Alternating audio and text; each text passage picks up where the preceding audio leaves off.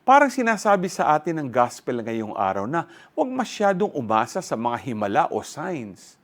Yung tunay na hope kasi hindi nakadepende sa mga nakikita natin.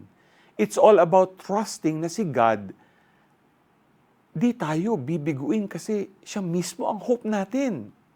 Sabi niya, there is something greater than Solomon here, and there is something greater than Jonah here.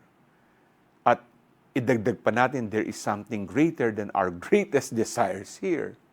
This Lent, reminder lang na yung hope natin kay Christ, hindi yan mauubusan ng load. Solid yan. Try mo nga isabuhay yung faith mo everyday without looking for special signs.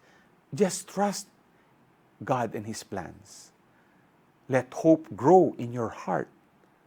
Parang plant lang na wina-water mo daily. Kaya mo yan. G ka ba?